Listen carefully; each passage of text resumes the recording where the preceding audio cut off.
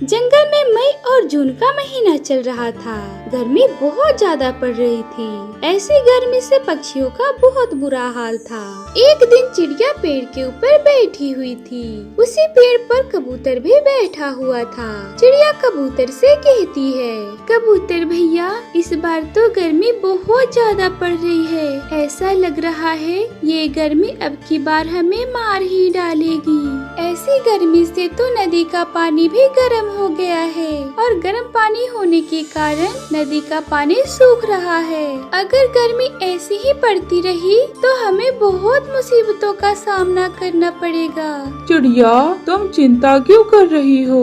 बस आज रात की ही तो बात है, कल से हमें गर्मी नहीं लगेगी। कबूतर भैया, मेरी समझ में तो कुछ भी नहीं आ रहा है। आखिर आप कहना क्या चाहते हो? हमें गर्मी नहीं लगेगी, मगर हमें गर्मी कैसे नहीं लगेगी? आप साफ साफ बताइए। रानू बहन, क्या तुम्हें नहीं पता? आज रात को ही सारे पक्षी शिमला के जंगल चले जाएंगे। क्या कालू और गोरी ने तुम्हें कुछ भी नहीं बताया? शायद वो लोग भूल गए होंगे। सभी पक्षियों ने अपना अपना सामान पैक कर लिया होगा, क्योंकि हमें आज रात को ही निकलना है। मैं भी अपना सामान पैक करने जा रहा हूँ और तुम भी अपना सामान पैक कर लो। हम सब आज रात को ही शिमला के जंगल के लिए निकल जाएंगे। लेकिन कबूतर भैया, कालू और गोरी ने मुझे इस बारे में कुछ भी नहीं बताया है। मैं अभी उनसे पूछने जाती हूँ। ऐसा कहकर रानू चिड़िया कौओं के घर की तरफ निकल पड़ती है। कालू, गोरी, आप दोनों शिमला के जंगल जा रहे हो, लेकिन आपने तो मुझे इस बारे में कुछ भी नहीं बताया है। चिड़िया, हम दोनों दूर शिमला के जंगल जा रहे हैं, पास के जंगल नहीं। और वहाँ जाने की तुम्हारी औकात नहीं है। सारे पक्षी बम्बू कॉप्टर से जा रहे हैं और बम्बू कॉप्टर का किराया बहुत है, तुम दे नहीं पाओगी। याद है चिड़िया, तुमने पिछली बार मुझसे 100 रुपए लिए थे। कब देने का इरादा है तुम्हारा? हाँ हाँ गोरी बहन, मुझे याद है कि आपने मुझे 100 रुपए दिए थे। जैसे ही मुझे कोई काम मिलता है तो मैं सबसे पहले आपके ही पैसे लौटाऊंगी। लो, कर लो बात। 100 रुपए देने की औकात नहीं है और शिमला के जंगल की सैर करने जाएगी। शिमला के जंगल जाने के लिए 1000 रुपए चाहिए और बम्बू कॉप्टर का किराया कहाँ से दोगी? यही सोचकर हमने तुम्हें इस बारे में नहीं बताया। चलो चलो, हटो यहाँ से, हमें देर हो रही है। नहीं तो तुम्हारे चक्कर में अगर बम्बू कॉप्टर छूट गया तो हमारा क्या होगा? हमने बहुत मोटा किराया दिया है बम्बू कॉप्टर का। राना चिड़िया अपना उदास मन लेकर अपने घर लौट आती है। वह अपने घर आकर अपना सारा सामान पैक कर लेती है। इधर बम्बू कॉप्टर भी आ चुका था। सारे पक्षी भी उसमें बैठ चुके थे। वहीं थोड़ी दूर पर राना चिड़िया भी अपनी बेटी के साथ बैठी हुई थी। तभी बम्बू कॉप्टर का ड्राइवर राना चिड़िया के पास आता है और उससे कहता है, चिड़िया, क्या तुम्हें भी शिमला के जंगल जाना है? हाँ ड्राइवर भैया, मुझे भी शिमला के जंगल जाना है, लेकिन बम्बू कॉप्टर का किराया मेरे पास नहीं है। अगर आप इजाजत दो तो मैं और मेरी बेटी बम्बू कॉप्टर के छत पर बैठकर चले जाएंगे। अरे अरे चिड़िया, ये क्या बात हुई भला? अगर तुम्हें बम्बू कॉप्टर में जाना है तो तुम्हें उसका किराया तो देना होगा। ड्राइवर चिड़िया से बात कर ही रहा था, तभी कालू कौवा बोला, अरे ओ ड्राइवर भाई, अगर ये चिड़िया मुफ्त में शिमला के जंगल जाएगी तो तुम्हें हमारे भी पैसे वापस करने होंगे। हमारे पैसे कोई मुफ्त के थोड़ी ही आ रहे हैं। रानू चिड़िया, अगर तुम्हें बम्बू कॉप्टर से शिमला के जंगल जाना है तो किराया तो तुम्हें देना होगा, नहीं तो मैं तो चला। ऐसा कहकर बम्बू कॉप्टर का ड्राइवर अपना बम्बू कॉप्टर लेकर चला जाता है। चिड़िया वहीं पर उदास बैठी हुई थी। तभी गुड़िया रोने लगती है। चुप हो जाओ गुड़िया बेटी, आप क्यों रो रही हो? शिमला के जंगल तो हम जरूर जाएंगे। हम इस बम्बू कॉप्टर का पीछा करेंगे। ये जहाँ जहाँ जाएगा हम इसके पीछे पीछे करके शिमला के जंगल पहुंच जाएंगे। फिर रानू चिड़िया बम्बू कॉप्टर का पीछा करने लगती है। बम्बू कॉप्टर जैसे जैसे जा रहा था, रानू चिड़िया भी उसके पीछे पीछे जा रही थी। तभी अचानक से बॉम्बू कॉप्टर एक जगह रुक जाता है। अरे ड्राइवर भाई, क्या हुआ? अचानक से ये बॉम्बू कॉप्टर रुक क्यों गया? कालू भाई, बॉम्बू कॉप्टर का इंजन खराब हो गया है और ये कब तक ठीक होगा ये तो मुझे भी नहीं पता, इसलिए आप सब बॉम्बू कॉप्टर से नीचे उतर जाएं। सभी पक्षी अपना अपना सामान लेकर नीचे उतर जाते हैं। तभी थोड़ी ही देर में चिड़िया भी वहाँ पर पहुँच जाती है। कबूतर भैया, क्या हुआ? अचानक से ये बॉम्बू कॉप्टर यहाँ क्यों रुक गया? चिड़िया बहन, बॉम्बू कॉप्टर का इंजन खराब हो गया है और ये कब तक ठीक होगा इसका तो कोई पता नहीं। इससे तो अच्छा होता कि मैं भी आपके साथ ही शिमला के जंगल के लिए निकल जाता, मगर मैं क्या करूं, मेरे पास बहुत ज्यादा सामान है। ठीक है कबूतर भैया, कोई बात नहीं। अच्छा, मैं चलती हूँ। ऐसा कहकर रानो चिड़िया अपना सफर शुरू कर देती है। 2 दिनों के लंबे सफर के बाद आखिरकार रानो चिड़िया शिमला के जंगल पहुँच ही जाती है। अरे वाह मम्मा, ये जगह कितनी ठंडी है। यहाँ तो चारों तरफ बर्फ ही बर्फ पड़ रहे हैं। हाँ गुड़िया बेटी, ये जंगल तो सच में बहुत ठंडा है। वहीं हमारे जंगल में तो मानो कि जैसे आग बरस रहा है, इसीलिए तो हम शिमला के जंगल आए हैं। ऐसा कहकर रानो चिड़िया अपनी बेटी के साथ पूरे जंगल का आनंद उठा रही थी। तभी थोड़ी देर बाद एक तोता उनके पास आता है और रानो चिड़िया से कहता है, चिड़िया बहन, क्या तुम मेरे सेब के बाग की रखवाली करोगी? मुझे कोई भी पक्षी इस काम के लिए नहीं मिल रहा है। मैं तुम्हें इस काम के बहुत ही अच्छे पैसे दूंगा। बर्फबारी शुरू हो गई है और 1-2 दिन में यह जंगल सैलानी पक्षियों से भर जाएगा। बस तुम्हें ये देखना है कि बाग से कोई भी पक्षी सेब ना तोड़े। बोलो, क्या ख्याल है तुम्हारा? हाँ तोते भैया, मैं तो अभी नया इस जंगल में आई हूँ। मुझे काम की बहुत जरूरत थी। आपका बहुत बहुत धन्यवाद कि आपने मुझे काम पर रखा। लेकिन तोते भैया, मेरे पास तो कोई घर नहीं है। अगर एक घर होता तो मैं उसमें अपनी बेटी को रख देती। अच्छा, तो ये बात है। तो तुम आज से ही मेरे बाग का काम शुरू कर दो और वहीं पर तुम अपने रहने के लिए बर्फ से घर भी बना सकती हो। तुम्हें कोई दिक्कत नहीं होगा। तुम अपनी बेटी के साथ वहाँ पर आराम से रह सकती हो। ये बात सुनकर रानो चिड़िया बहुत खुश होती है। गुड़िया चिड़िया शिमला की बर्फबारी देखकर बहुत खुश थी और रानो चिड़िया भी सेब के बाग में नौकरी मिलने के कारण बहुत ज्यादा खुश थी। रानो चिड़िया ने उसी बाग में बर्फ से अपना एक छोटा सा बहुत ही सुंदर घर बनाया। मम्मा, हमें इस बर्फ के घर में रहने में बड़ा ही मजा आएगा। हमने बहुत अच्छा किया कि हम अपना जंगल छोड़कर यहाँ शिमला के जंगल में आ गए। हाँ गुड़िया बेटी, आप बिल्कुल सही कह रही हो। अब हम इस घर में बहुत ही मजे से रह सकते हैं और हमें यहाँ पर परेशान करने वाले वह दुष्ट कौवे भी नहीं हैं। रानो चिड़िया अपनी बेटी के साथ उस बर्फ के घर में बहुत ही मजे से रहने लगती है। प्यारे दोस्तों, अगर आपको हमारी कहानी पसंद आई है तो आप इसे लाइक करें और हर दिन ऐसे ही नई नई कहानियों को देखने के लिए आप हमारे चैनल को सब्सक्राइब जरूर करें। आपका धन्यवाद। रानो चिड़िया बहुत गरीब थी। वो जंगल से बाहर नदी किनारे एक छोटी सी झोपड़ी में रहती थी। एक दिन वो अपनी माँ के घर जाती है। रानो बेटी, सब ठीक ठाक है ना? हाँ माँ, यूँ तो सब ठीक है, लेकिन आपको तो पता ही है मैं कितनी गरीब हूँ। जब से मेरे पति का देहांत हुआ है। बेटी, जो होना था सो हो गया। कमजोर मत बन, बहादुर बन और अपने बच्चों को संभाल। इसीलिए तो माँ, मैंने एक नया काम सोचा है। आपने शादी से पहले जो मुझे ब्यूटी पार्लर का कोर्स कराया था, तो बस मैं अपना एक ब्यूटी पार्लर खोलना चाहती हूँ।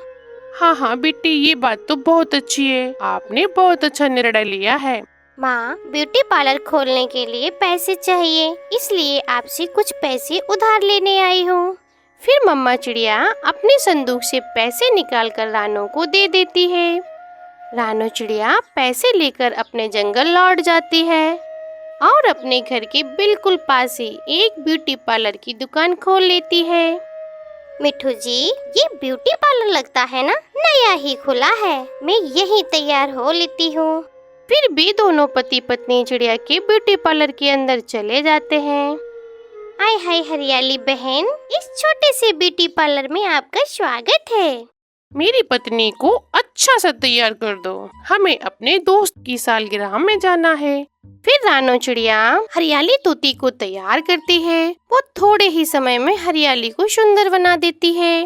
बहुत अच्छा मेकअप किया है तुमने। आप बस अपनी फीस बता दो।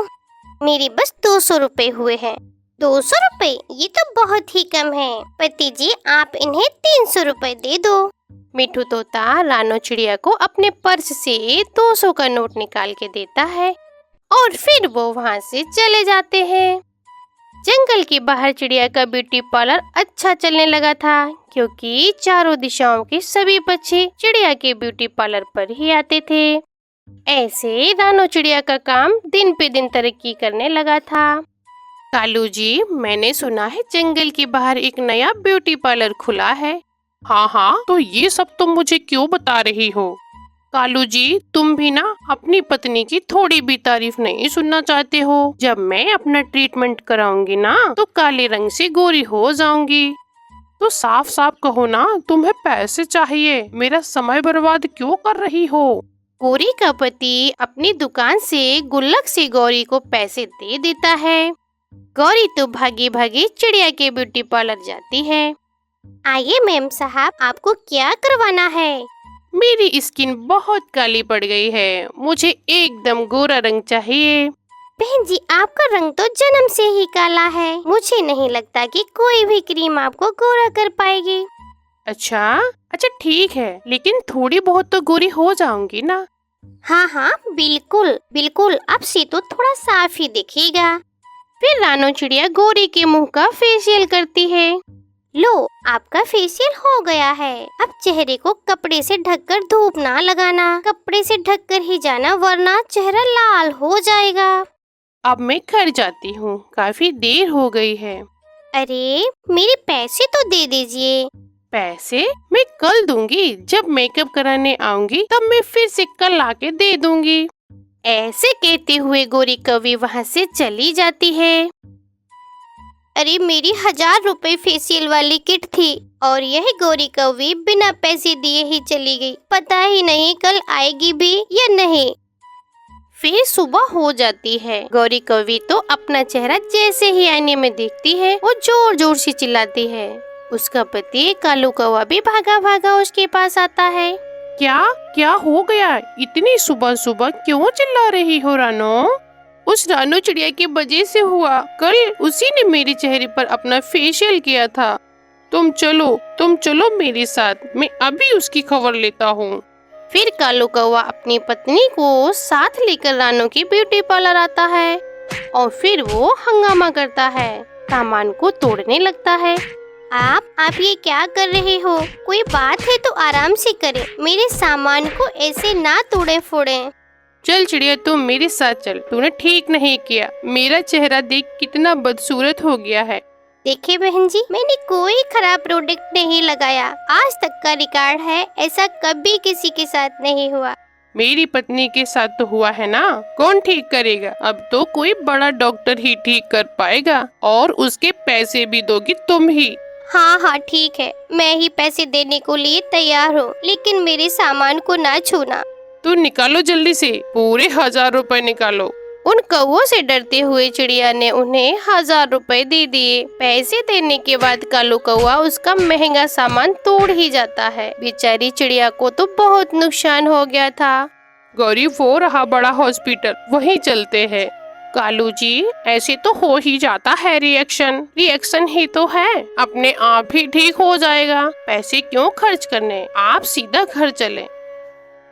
अरे माँ, आप यहाँ आने से पहले बता तो दिया होता, मैं आपको लेने आ जाती।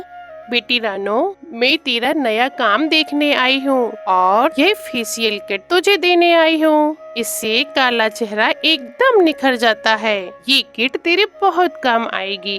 फिर मम्मा चिड़िया रानो को फेशियल किट देकर वहाँ से चली जाती है। ये माँ को क्या हुआ जो मेरे पास जरा भी नहीं रुकी और बस चली ही गई, बच्चों से भी नहीं मिली।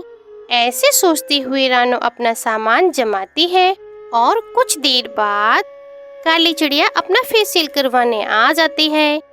फिर रानो अपनी माँ की दी हुई किट से उसका फेशियल करती है। काली चिड़िया का चेहरा तो एकदम से गोरा हो गया था। ये तो चमत्कार हो गया, तुमने मेरे काले चेहरे को गोरा कर दिया। मैं सबसे कहूँगी और तुम्हारा ब्यूटी पार्लर नंबर 1 है। ऐसे खुश होकर वो रानो पूरे 1000 रुपए देकर जाती है। अब रानो चिड़िया उस फेशियल किट से जिसका भी फेशियल करती थी उसका चेहरा तो एकदम से निखर जाता था। सब बच्चे चिड़िया को ज्यादा से पैसे देकर जाते थे और इधर गोरी कौवे का चेहरा तो बिल्कुल वैसा ही था। कालू जी, अब तो मेरे पंख और कमर में भी इन्फेक्शन होता जा रहा है। ये दाग और जलन बढ़ती ही जा रही है। लगता है किसी डॉक्टर को दिखाना ही होगा। फिर कालू कौवा गौरी को लेकर डॉक्टर के पास जाता है। उल्लू डॉक्टर गौरी की जांच करता है। उल्लू डॉक्टर जी, क्या हुआ? मुझे ये सब क्या हुआ? मुझे ये सब ठीक है, पता नहीं, मैं कुछ बोल नहीं सकता। कुछ दिन लग सकते हैं और महीनों भी इलाज चल सकता है। क्या लंबा इलाज चलेगा? ऐसे में तो मैं मर ही जाऊंगी। ये बुरी शक्ल लेके मैं घर से बाहर भी नहीं निकलती। मुझे ये जल्दी ठीक करना है। गौरी, चुप कर जा, चुप हो जाओ। इसका इलाज पक्का ही करेंगे तो तुम पहले तो ठीक हो जाओगी। ऐसे गौरी कौवे का बहुत बुरा हाल था। एक दिन रानो की माँ उसके ब्यूटी पार्लर पर आती है। बेटी, काम कैसा चल रहा है? सब बढ़िया तो है ना? हाँ माँ, हाँ, जब से आपने मुझे ये फेशियल किट दी है मेरा काम तो बहुत अच्छा चल रहा है। वैसे माँ, आपको ये किट कहाँ से मिली? कभी अगर खत्म हो गई तो मैं सोचती हूँ फिर मैं इस किट को कहाँ से मंगाऊंगी। मैं तो सोच के ही हैरान हूँ। Facial kit? कौन सी फेशियल किट? तू क्या बोल रही है? क्या आप नहीं जानती? अरे माँ, इसका मतलब वो फेशियल किट भी जादुई है जो कभी खत्म ही नहीं होती। मैं समझ गई हूँ, वो आपके रूप में मेरी मदद करने आई थी। चिड़िया मन ही मन उस पक्षी का धन्यवाद करती है और सुखी जीवन जीती है। गौरी को रानो चिड़िया के बारे में सब पता चल जाता है और फिर वो भागी भागी चिड़िया के पास आती है। तुम तो वही बुरी कौवे हो जो मेरे ब्यूटी पार्लर पर तोड़ फोड़ करके गई थी। और ये क्या, आपका चेहरा तो अभी तक वैसा ही है। मैंने अपनी पत्नी का बहुत इलाज करवाया लेकिन इसका चेहरा ठीक नहीं हुआ। तो फिर आप यहाँ क्यों आए हो? कोई डॉक्टर नहीं था? उसको दिखाइए जो आपकी पत्नी को ठीक कर दे। हमने सुना है तुम्हारे पास जादुई फेशियल किट है। कृपया उसे मेरी पत्नी के मुंह पर लगा दो। दोनों पति पत्नी चिड़िया से विनती करते हैं। रानो चिड़िया को भी गौरी की सूरत देखकर बहुत बुरा लगता था। वो उसके चेहरे पर जादुई फेशियल लगाती है और गौरी कौवे का चेहरा तो एकदम से ठीक हो जाता है। वाओ, मेरा चेहरा तो ठीक हो गया। कालू जी, देखो देखो, मेरा चेहरा एकदम से ठीक हो गया। चिड़िया, मैं तुम्हारा ये एहसान कभी नहीं भूलूंगी। गौरी, कालू, उस दिन आपने मेरे साथ बहुत बुरा किया था। शायद इसीलिए ऊपर वाले ने आपको ये सजा दी है। अब दोबारा ऐसे किसी के साथ भी ऐसा नहीं करना। उन बुरे कौओं को समझ आ गई थी और वो उस दिन के बाद अच्छे और नेक दिल वाले पक्षी बन जाते हैं। आपका धन्यवाद। सुंदरवन के जंगल में टूनी चिड़िया रहा करती थी। उसकी सौतेली माँ उसे बहुत सताया करती थी। वह टूनी चिड़िया को खाना भी नहीं देती थी। टूनी भूखे पेट ही घर का सारा काम करती थी। टूनी का एक सौतेला भाई भी था। एक दिन की बात है, टूनी की सौतेली माँ उससे कहती है, अरे ओ टूनी, क्या कर रही है? जंगल से जाकर मेरे बेटे के लिए भोजन ले आ, नहीं तो तुझे आज रात का भोजन नहीं मिलेगा। मैं तुझे कल से देख रही हूँ, तू जंगल से सभी के लिए भोजन ला रही है। क्यों रे, हम सब भूखे ही रह जाएं क्या? अब जल्दी से जा और हमारे लिए भोजन लेकर आ। नहीं तो तुझे याद है ना कि मैंने क्या कहा था? आज रात को तुझे भोजन नहीं मिलेगा। समझ गई? अब जल्दी जा। लेकिन मम्मा, मुझे तो बहुत तेज बुखार है। मैंने 4 दिनों से कुछ नहीं खाया है क्योंकि आपने मुझे कुछ खाने के लिए दिया ही नहीं। और तो और मैं जंगल से जैसे तैसे भोजन लेकर आती हूँ तो वो भी आप मुझसे छीन लेती हो। आप तो मुझे थोड़ा सा भी भोजन खाने नहीं देती हो। मम्मा, आप मेरे साथ ऐसा क्यों करती हो? मम्मा, क्या गलती है मेरी जो आप मेरे साथ ऐसा करती हो? क्या कहा तूने?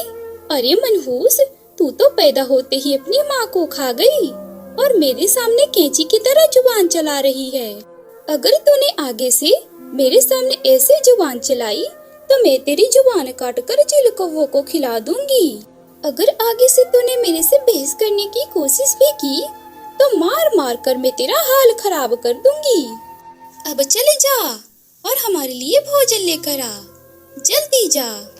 मम्मा, मुझे बहुत जोरों की भूख लगी है। मुझे थोड़ा सा कुछ खाने को दे दो। मम्मा, मैं भूख की वजह से उड़ भी नहीं पा रही हूँ। भूख के कारण मेरे शरीर में ताकत नहीं बची है। मम्मा, मुझे थोड़ा सा तो कुछ खाने को दे दो। अरे ओ कलमुही, खबरदार, जो तूने मुझे मम्मा कहा तो जब देखो तब मम्मा। ये क्या लगा रखा है तूने? मैं सिर्फ अपने मुन्ने की मम्मा हूँ। अब चल जल्दी से जा और मेरे मुन्ने के लिए भोजन लेकर आ। उसे भूख लग गई होगी।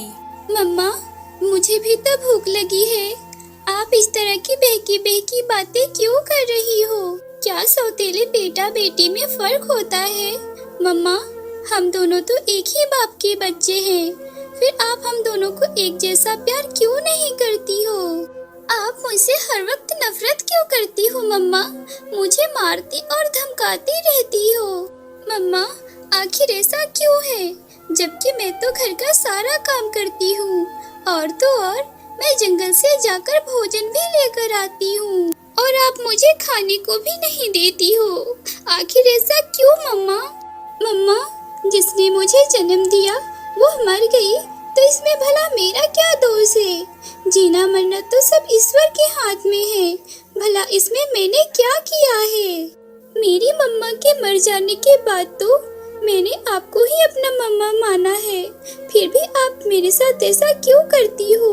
आप मुझ पर इतना जुल्म क्यों करती हो? क्या आपको ईश्वर से जरा भी डर नहीं लगता?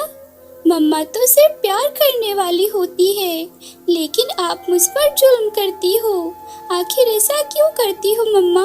बोलो ना मम्मा। अरे बाप रे बाप, तूने ज्ञान देने में तो तू मेरी अम्मा निकली।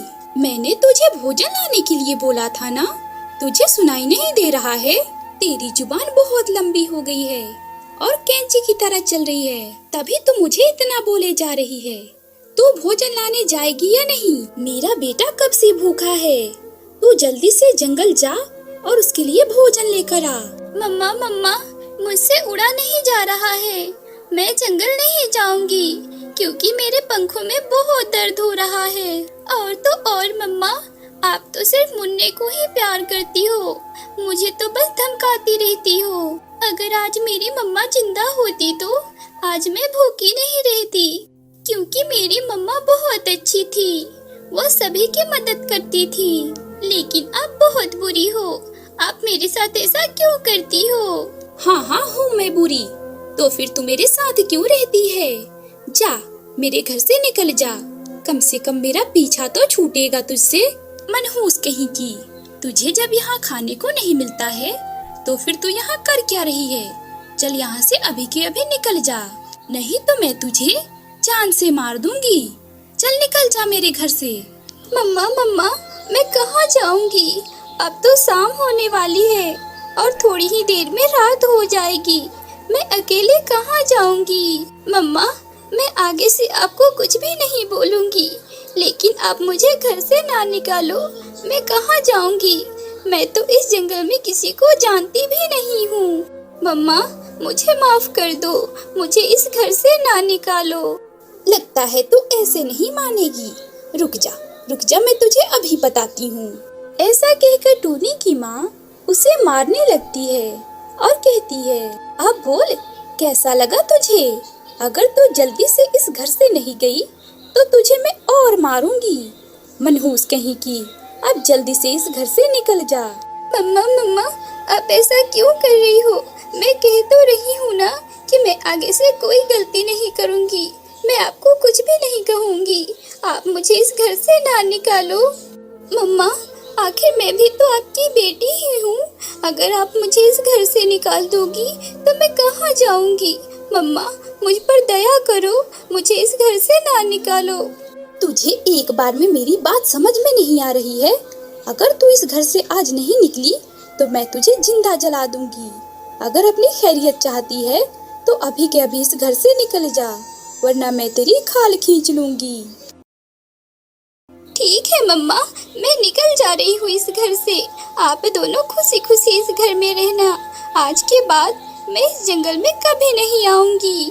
इतना कहकर टूनी चिड़िया वहाँ से दूसरे जंगल चली जाती है। वहाँ जाकर एक पेड़ के ऊपर बैठकर वह कहती है, हे ईश्वर, आपने मुझसे मेरी मम्मा क्यों छीन लिया? अगर आज मेरी मम्मा होती तो आज मैं इस तरह से ना मर रही होती। मैं कई दिनों से भूखी हूँ। हे ईश्वर, मेरी मम्मा को मेरे पास वापस भेज दीजिए ना, ताकि मैं दूसरे बच्चों की तरह अपनी मम्मा के साथ खुशी खुशी रह सकूं। वहाँ तो कोई मुझे सुकून से जीने ही नहीं दे रहा था। हे ईश्वर, क्या आपको मुझ पर जरा से भी दया नहीं आती?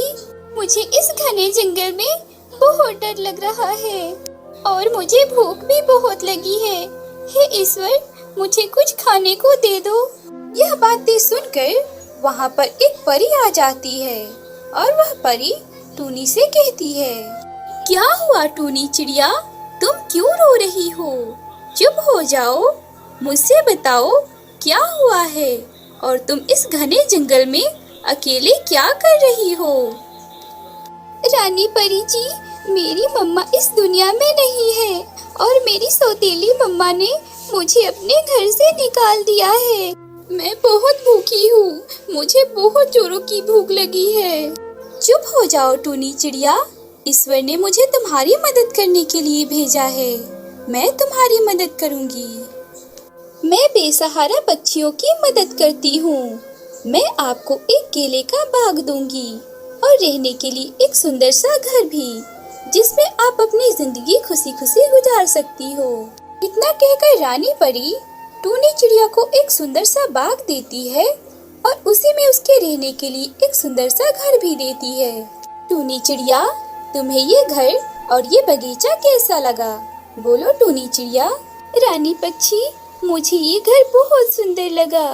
आपका बहुत बहुत धन्यवाद मेरी और बेसहारा पक्षियों की मदद करने के लिए। इसके बाद रानी परी वहाँ से चली जाती है। टूनी चिड़िया ये घर और बगीचा पाकर बहुत खुश थी। वह कहती है, ये घर और बगीचा कितना सुंदर है। लगता है ईश्वर ने मेरी विनती सुन ली, तभी तो रानी परी को मेरी मदद करने के लिए भेजा था। हे ईश्वर, आपका भी लाख लाख धन्यवाद। प्यारे दोस्तों, अगर आपको हमारी कहानी पसंद आई हो तो आप इसे लाइक करें और अपने दोस्तों के साथ भी शेयर करें और हमारे चैनल को सब्सक्राइब जरूर करें। आपका धन्यवाद।